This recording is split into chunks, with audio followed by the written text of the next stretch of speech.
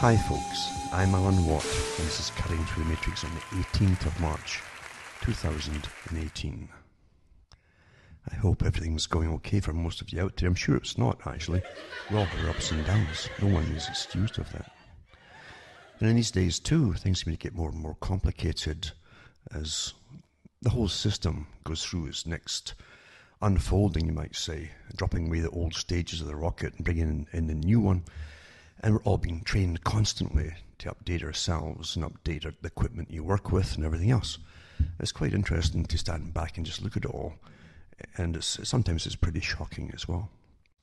The main thing today is that I was thinking during the week, I do that once in a while, I was thinking that just looking at all the stuff that's called news today, which really is bizarre. Come on, it's bizarre. Again, if you are getting fed this stuff through television, it's very interesting that, and I know this too from all the countless studies I've done over my entire lifetime, and probably before I was born, that through updates from radio, television, and etc., and now it's the internet as well, they can really, really alter all of society and guide all of it along certain paths. That's how things really work, for those who haven't figured it out yet.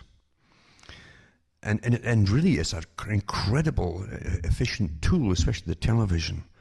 It's had so much acclaim from the top globalists, basically, over the years, and the United Nations too, as they put forward different parts of their agendas on how to train the next crop of youngsters to grow up into the planned society of the future. And it really is incredible in how precise it's put forth and implemented. And people don't even realize they're being brainwashed all the time. That's what it is. After all, if you were living in a true, honest, open society, you would have all knowledge of any particular topic. It wouldn't just be spun knowledge and selected knowledge and so on. It would be all of it available to you for you to choose and make your own mind up. But the last thing they want at the top in any country is for you to make your own mind up. And they're rather arrogant about it today. They're nasty about it, in fact, when you say something that's not quite politically correct, and it's going to get an awful lot worse. I used to study the old Soviet system because it was fascinating to realize, you had this big chunk of the world in the Soviet bloc countries that were copying something or following something called communism and Marxism and so on, and it affected so many millions of people. It caused the deaths of millions of people too.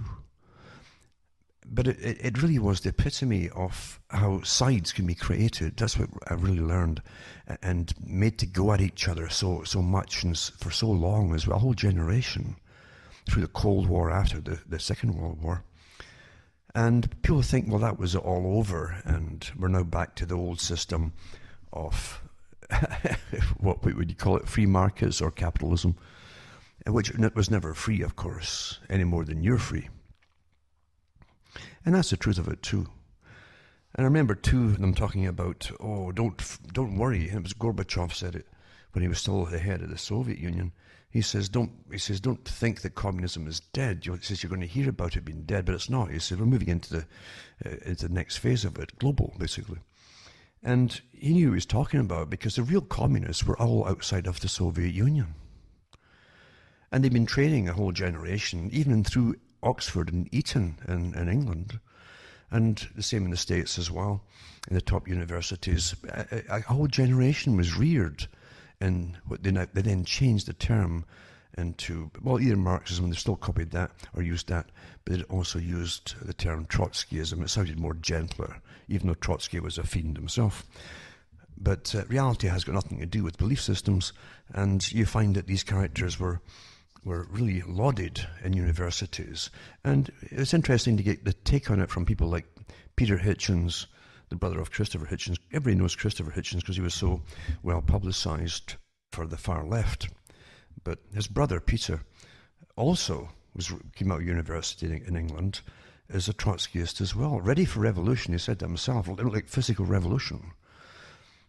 And even when I was growing up, I used to wonder why on earth the countries why would they? It didn't make sense to me If you had to defend your country or your system like they did during World War II, supposedly, even though it was a bit of a fraud too, at least what's happened afterwards, after the wars, but the thing is, defend their culture and their system and all the rest of it.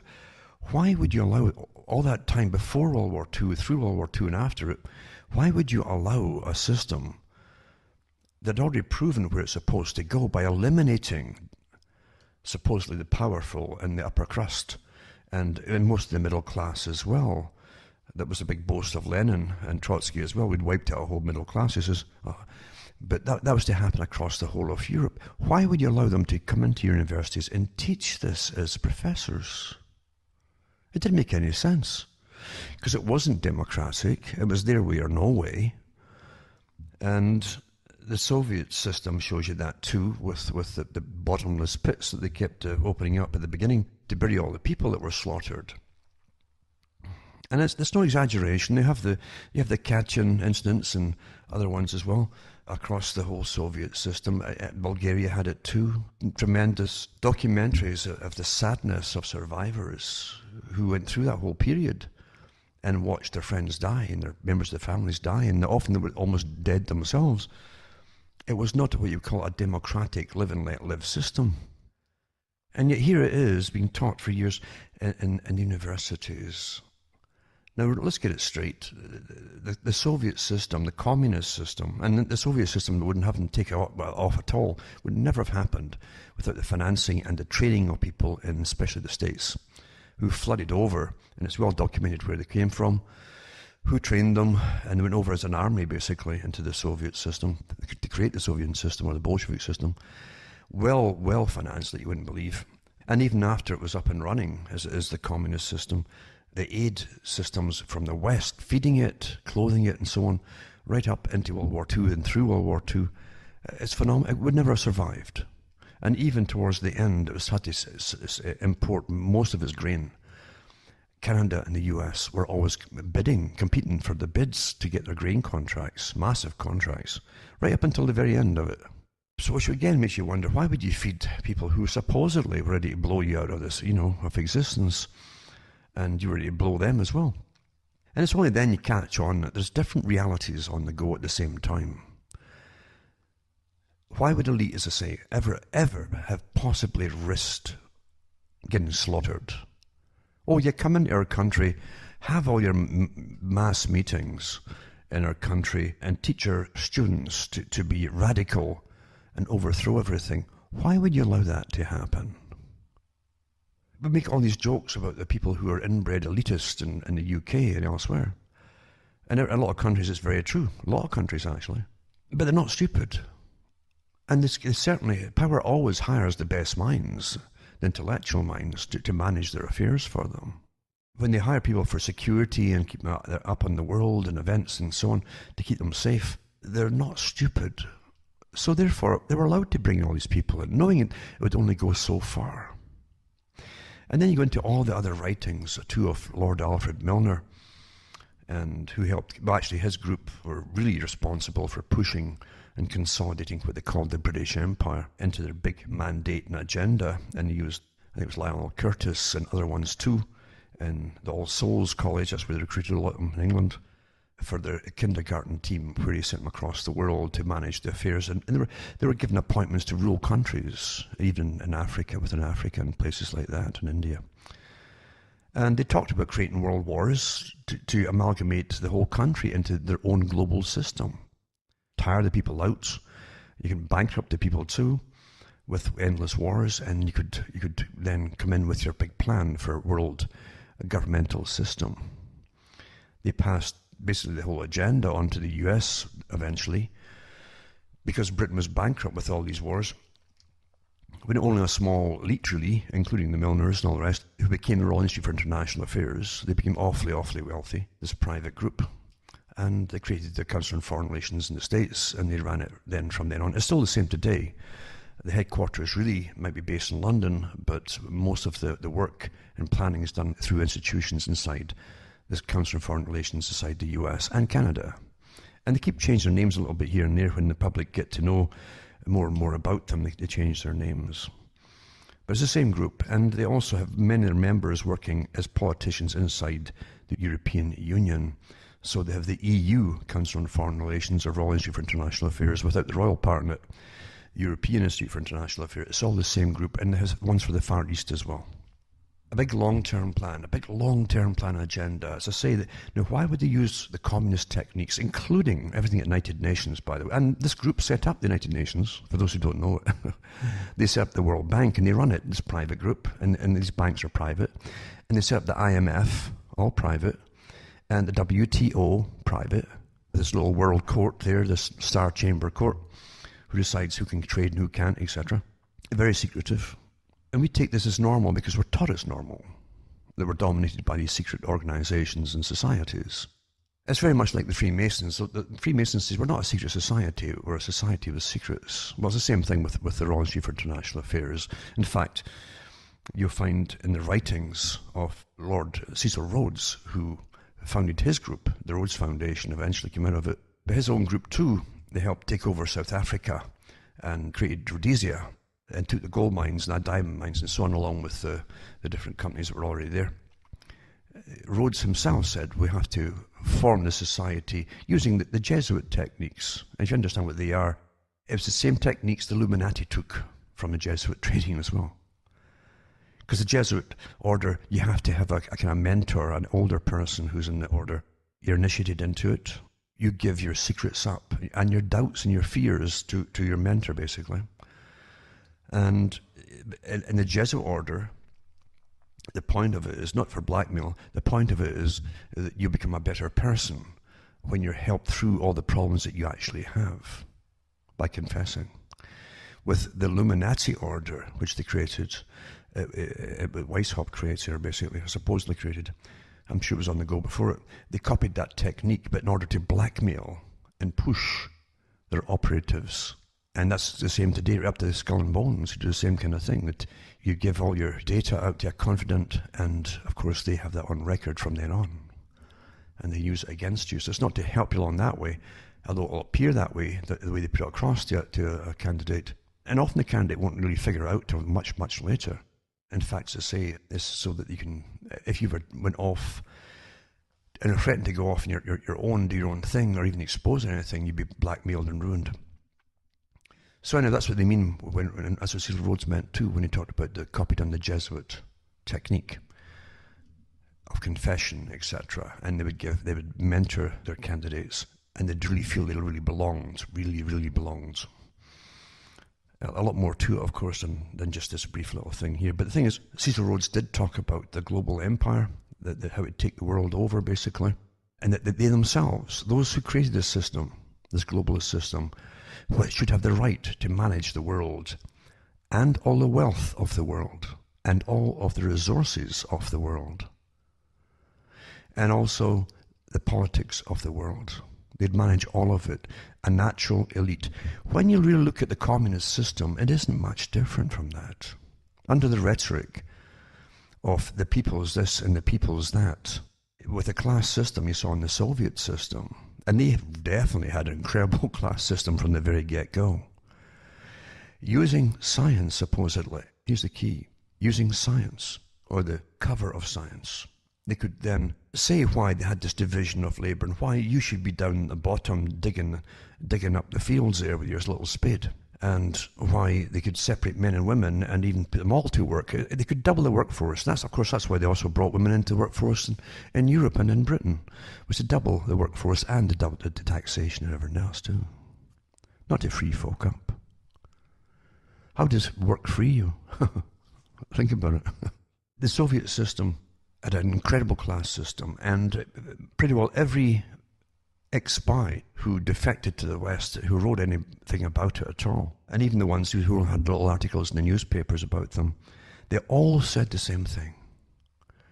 They didn't defect from the Soviet system because of the Soviet system so much.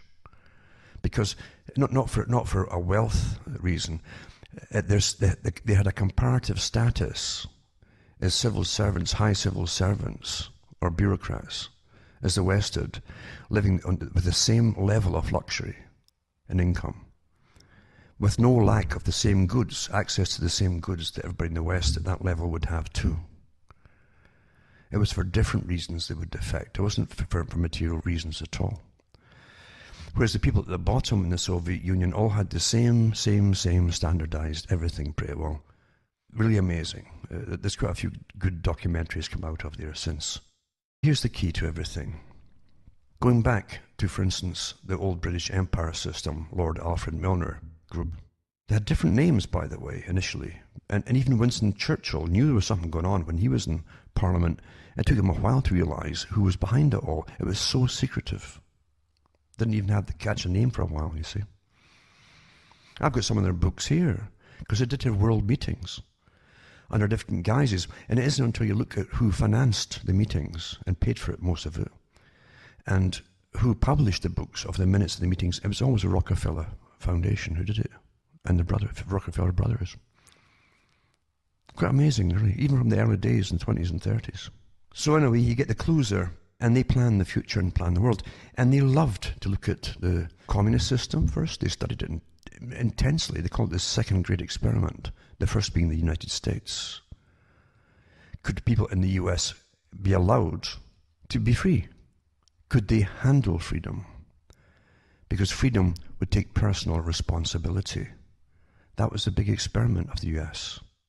If not, they would be taken over quietly by basically a society originating from the founders. They would watch it for a few generations and then take it over if they found, or they claimed that they found, that the people couldn't manage freedom. The same thing as the British system, remember. And the guys who came in eventually, right up into Woodrow Wilson's day and so on, and they were all members of this group. In fact, Woodrow Wilson's contact for the group, his main contact was Lord Grey.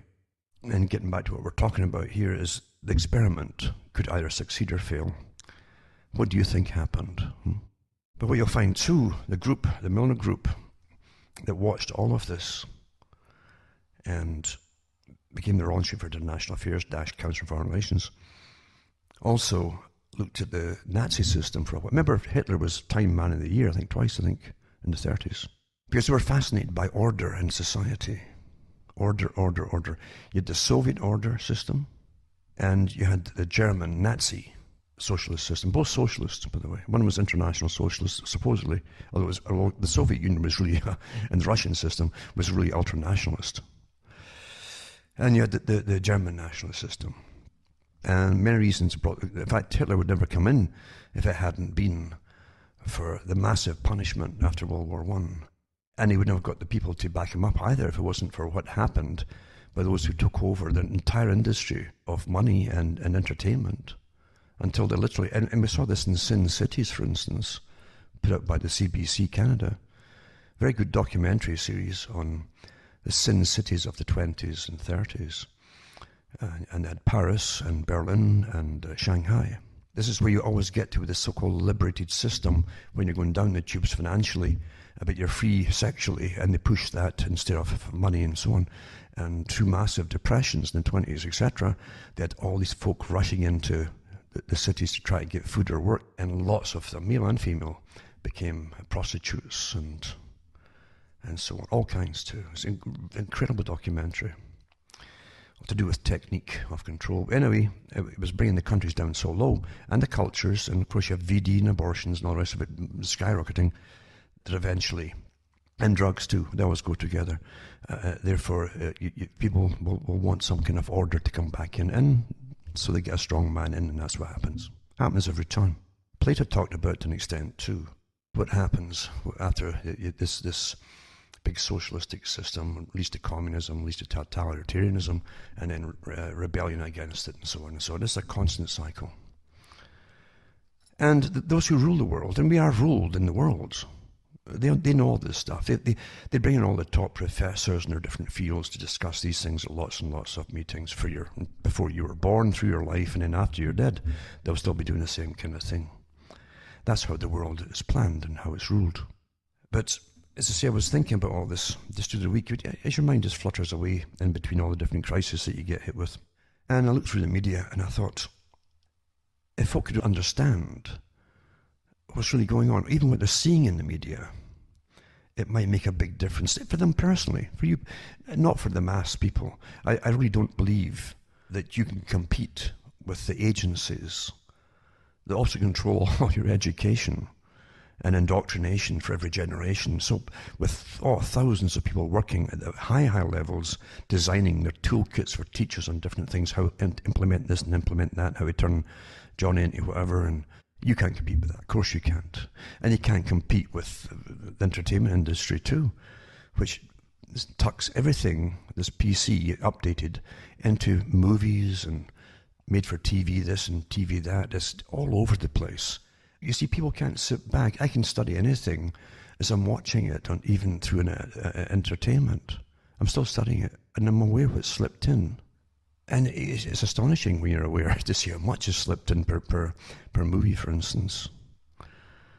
But I don't have television, so I don't get my daily updating on what's permissible, what isn't permissible, because they're always changing it, of course. You're not allowed to really criticize certain things that were taboo not so long ago.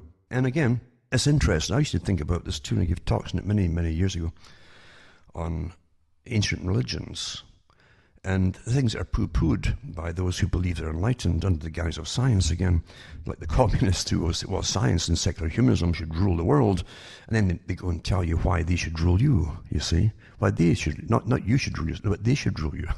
That's how it works.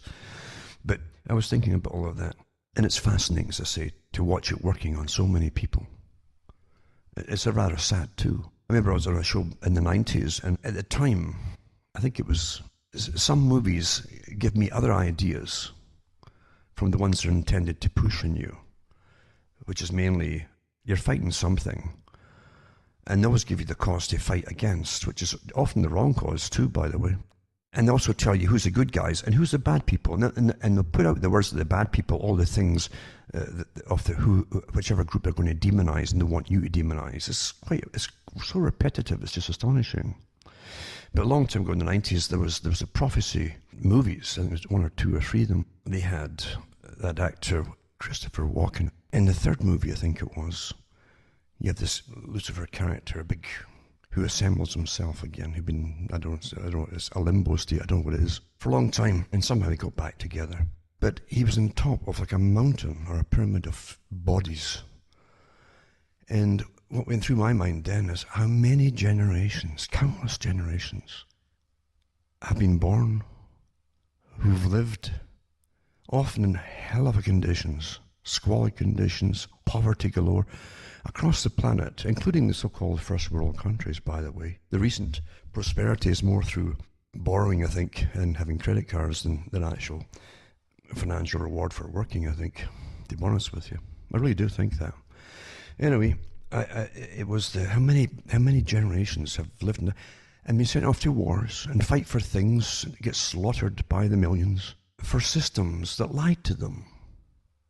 I mean, if you went back into the past, for instance, today, in Britain, or France, or even Germany, and all these countries, and if you could possibly go back and prove to the people before war, previous wars, what would happen to them eventually, do you think they'd have gone off and fought at all? Do you really think they would have? If you could show to them, they'd give it another generation after it all, and their children or grandchildren would give it all away, and wouldn't even notice it disappearing. You understand what I'm saying here? You're not fighting for the reasons you're told you're fighting. And often they're very, very different from what you're told. And the outcome always is. But certain people are benefited from it, and do benefit from it, and mightily so for that matter. But you see this big culling of populations. And I've studied this too from different university studies they've done over years. We actually go through the effects of wartime on the domestic populations, the ones who are not over there, whoever there is fighting. And they have all these studies on crime dropping, for instance. When it's a real cause, people are taught that they're fighting for their very, very existence.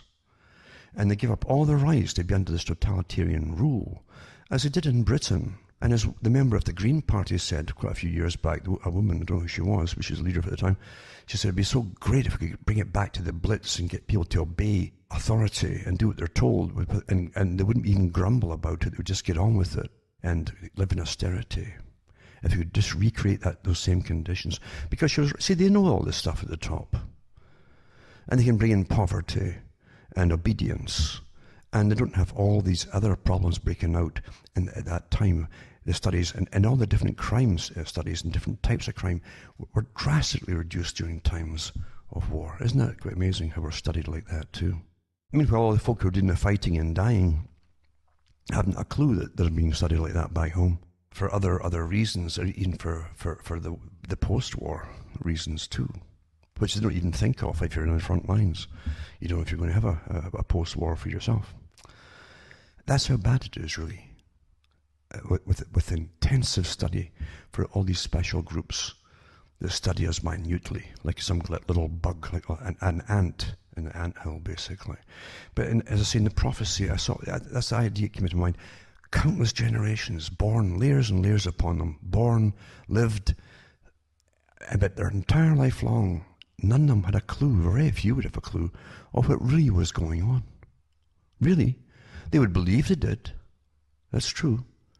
They would believe they knew what was going on, because they were told by people in positions of authority. And they would believe it. Why not? Because you can't live paranoid your whole life. You're not born paranoid. And you do, or they used to expect your parents, for instance, your immediate relatives and so on, to warn you of things like any other mammal. They warn their offspring what's dangerous to them. But we have an entirely different system today, where authorities bypassed parental input or even local elder input until those at the top are managing us so well indeed. Bertrand Russell said it. He was one of the biggest players in this, along with the Macy Group, Frankfurt School, and so on. They all worked together to create a culture post-World War, right through into the 21st century. A lot of what you're living through today, step by step, was planned minutely, actually, by these groups and these people, like Bertrand Russell. And they were given all this incredible backing and financing, and they were given a stage to exposit their stuff upon the world. And they got it. But they're quite open about where they were taking it all. How it would change all the mores and morals of sexuality.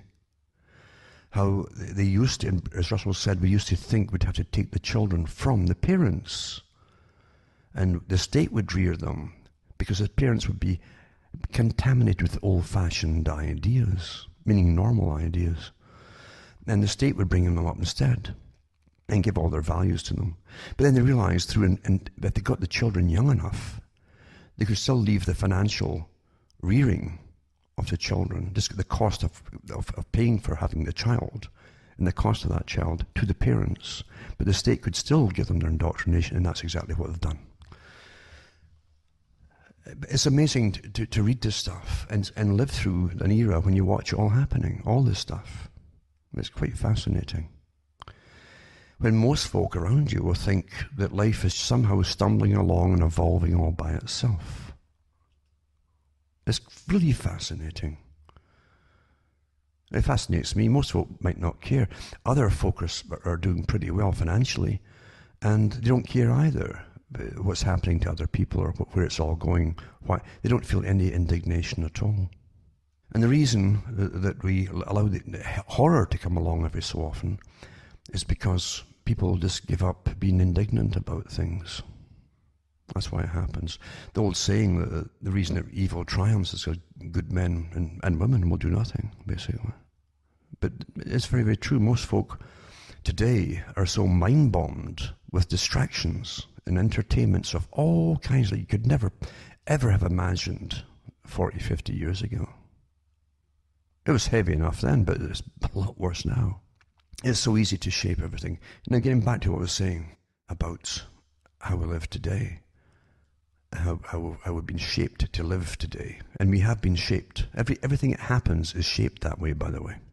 There's articles I've got from the 80s and 90s studies by different departments, including defense departments, of futuristic looks at the world if they started wars across the Middle East or Africa, and how would they cope with mass immigration? Could they even help immigration flood into all this stuff that's happening today was talked about, and all the contingency plans and how to even make it happen way back in the 70s and 80s. In the 70s, I can remember the Rockefellers prattling on about the same kind of thing. The techniques would arrive, Brzezinski said it too, of communication that would revolutionize society. And they're talking about the internet and so on. But also they mentioned that there'd be mass movements of peoples across the whole world, of mass migrations. And you think it's all happening just because of the wars you're having, etc. You have no idea of how much work goes in, and teaching goes in, and directing immigrants and migrants of how to do things, where they have to go, etc., by thousands of agencies across the planet, all working down below like a pyramid at the top, a pyramid head at the top, I should say. That's how the whole society works. It's all coordinated. If you want a picture of the future, imagine a boot stamping on a human face forever. The moral to be drawn from this dangerous nightmare situation is a simple one. Don't let it happen. It depends on you.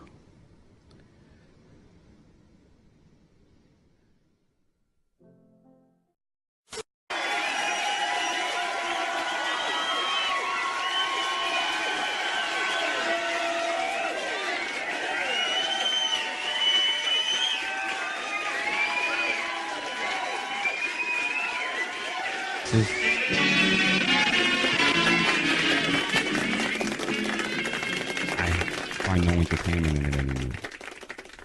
Not when you've seen behind the veil. You know, it's all Brennan Circus, smoke and mirrors. It's hard to get into storylines, and because you know it's all bullshit. It's just all bullshit. Everything's bullshit, and you see the symbolism. You pick up on the underlying messages and agendas being pushed, and then it just gets upsetting, and then you get fucking pissed. So I don't expose myself to that.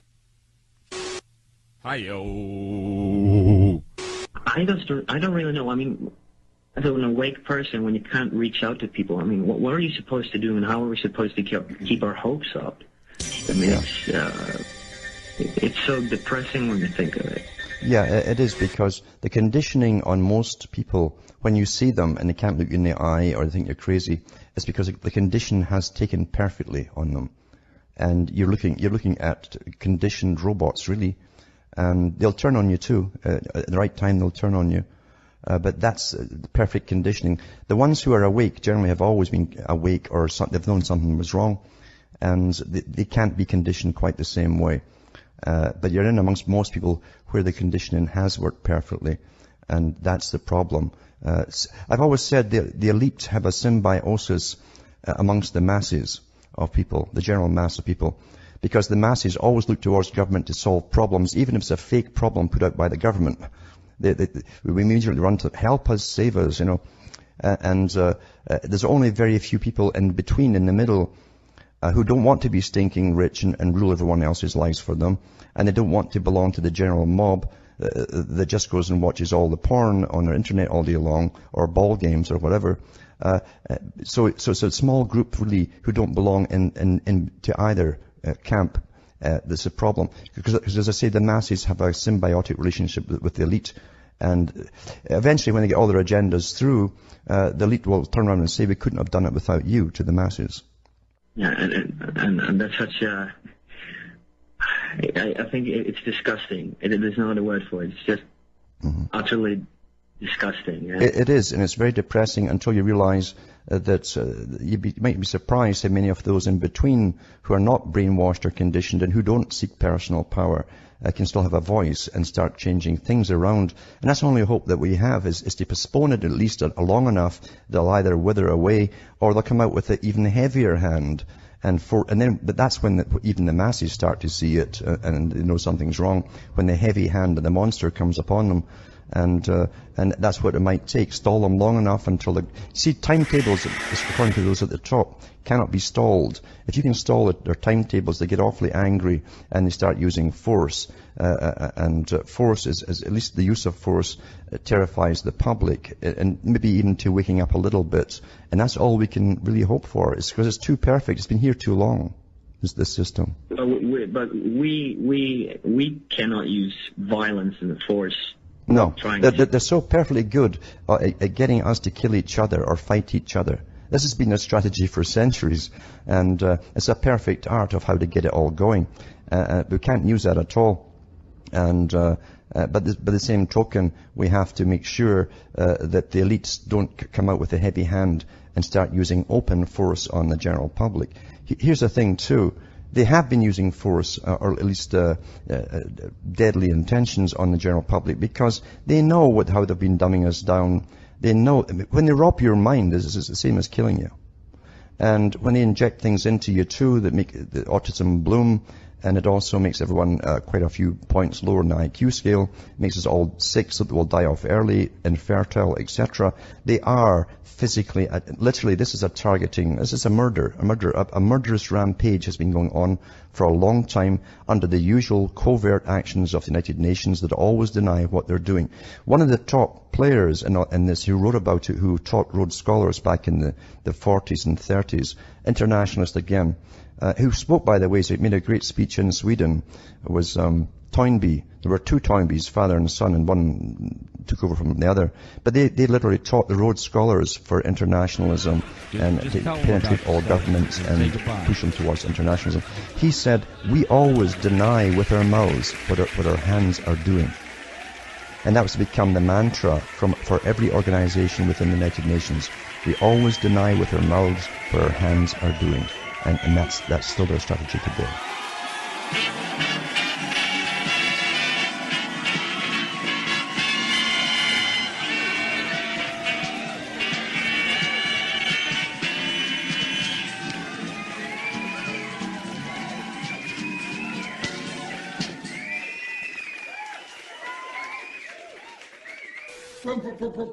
Respect the elderly, mother.